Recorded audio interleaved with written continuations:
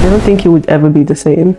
I feel guilty because I feel like all this has happened because of me. A former Deputy Senate President of Nigeria, Ekweremadu, his wife Beatrice, and personal doctor Obinna Obeta were this week found guilty of a Nigerian politician, his wife, and a corrupt doctor are behind bars tonight after being found guilty of a shocking and elaborate organ harvesting plot. Ekweremadu and his wife Beatrice trafficked a vulnerable street trader from Lagos to London with the promise of money. They wanted to take one of his kidneys to transplant into...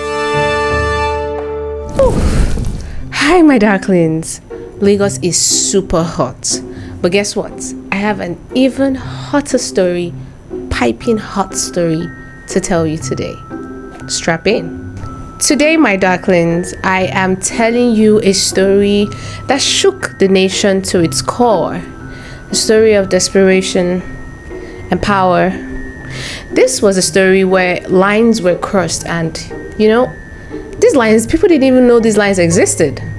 A story of when a man tried to save a life by putting another life in danger.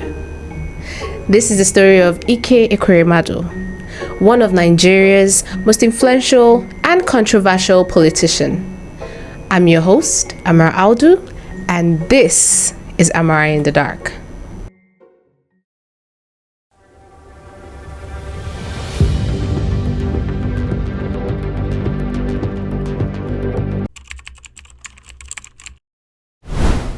Before the power, before the scandal, Ekweremadu was a young boy that was born May 12th, 1962. He was born in the southern eastern part of Nigeria, which is Enugu State. He came from a very modest Igbo family. Life wasn't easy. He wasn't handed anything. He had to work for everything that he had. And through survival, discipline, and hard work, that kind of shaped his daily life. And through education, he became a lawyer. Through persistence, he rose into power in politics. And through strategy, he became one of the most influential men in the history of Nigerian government. But every influential or powerful man has a breaking point.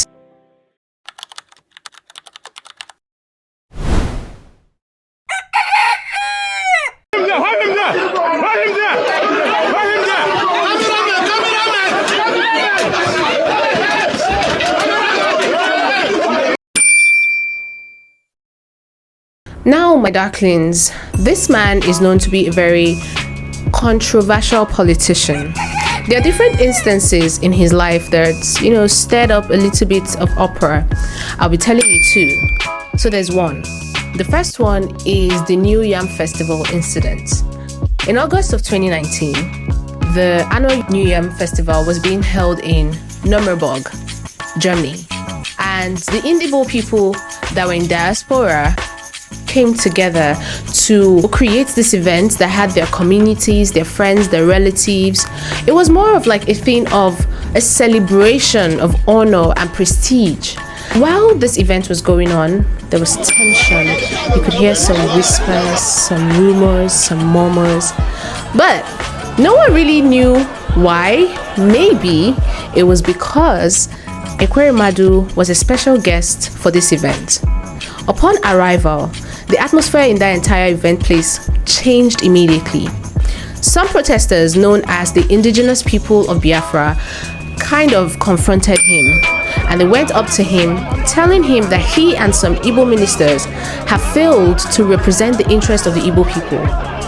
They told him that they felt betrayed. They told him that he had turned his back on Igbo people.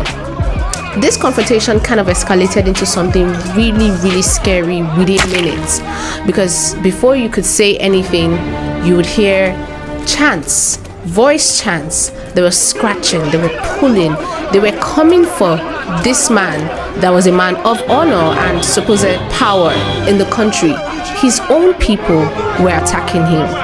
Within minutes, we could see how an influential man can be under pressure to the point where he had to flee the scene.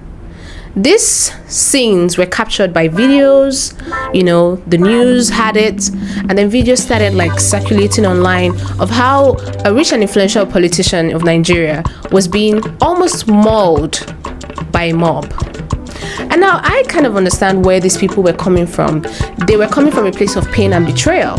They were coming from a place of, this is a man that was supposed to represent their interests, they were supposed to stand for them, and somehow he had turned his back on the entire people.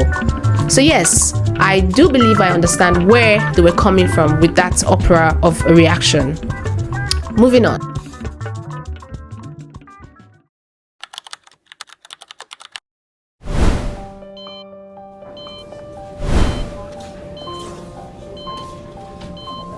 At the heart of this story is his daughter, Sonia Ekweremadu. She's young, educated, soft-spoken. But Sonia is sick. She is chronically ill. She has a disease known as chronic kidney disease. Basically, if you don't know what this is, it means our kidney is basically where we are able to recycle, waste comes out, fluids are able to just go around your system because the kidneys are functioning well. But Sonia's kidneys were silently dying. In fact, the young girl had to live on machines almost every day of her life. Now, there are two options to fixing this issue. One is dialysis or kidney transplant. The dialysis is quite exhausting. It weakens you, pressures you, and it's not a permanent solution. The entire process is really stressful. But now a kidney transplant, on the other hand, is one that might solve the case. It might help her, because the young girl was alive but barely living. She was hopeful, but time was going, and her family had to watch her live like this every day. Desperation doesn't always have to look evil. Sometimes it might just look like love being pushed too far. This story kind of has a new character. A young man, actually, at the age of 21 years old, known as David Owamini Upo. He's from a struggling background. And so when he had an offer to travel abroad and, just a better life, he happily obliged. But we would soon see, just like the prosecutors told during the court proceedings, that what he was promised was not what he met upon arrival. Because upon arrival, he was taken to the hospital. And then when taken to the hospital, doctors started to ask simple questions. But these simple questions begin to reveal loopholes. Doctors realized that something sinister was going on, because the recipient story and the donor story doesn't match. In organ transplant, that is a huge red flag.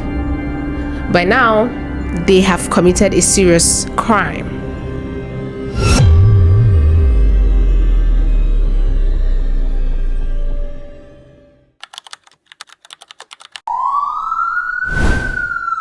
The Metropolitan Police sweeps in and they arrest Ekweremadu, Beatrice Ekweremadu, and the doctor known as Obina Obente. These three people are arrested and immediately charged to court. Inside of the courtroom, two stories clashed. The prosecution said the young boy was being used. He was being manipulated. It was also said that he was reduced to an ordinary body part. But then, the defendants pled their cause and said that this was an act that he did out of desperation and love for their daughter, so that their daughter doesn't die. There are some controversial takes around this story. Some people believe that the young boy was taken there and something probably went wrong, and the young boy did not want to go back to Nigeria, and so he ran to an asylum and blew the hearts, and so therefore Mr. Ekweremadu was arrested. These are just like controversies and things that people say. We don't know what really happened for sure. It's also said that the family of David Upo While they were back in Nigeria, they were being threatened by Mr. Ekweremadu and his associates. You know, telling him to drop the story, whatever. Just they were trying to bully him out of his stance. These are just takes. These are all alleged. We don't know how true these are. In 2023, a verdict came. Guilty. Ekweremadu was found guilty of all his charges. And just like that, a man of such political power was now reduced to a common criminal. All of his power and name status stripped, and now he's in confinement. Life is just so dynamic. Like, one day you're in your house chilling, the next day your whole life is turned upside down.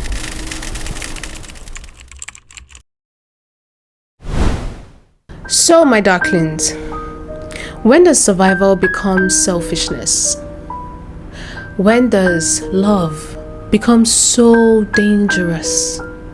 Because in this story, nobody wins. Not even the one fighting every day to stay alive. Not the vulnerable, not the powerful, not even the person that is fighting every day to be alive. No one truly wins. So there you have it, my darklings. Stay safe, because some of the sinister, wicked stories always start from one emotion: love. There you have it. This is Amara in the Dark. I'm your host, Amara Aldu. Till next time.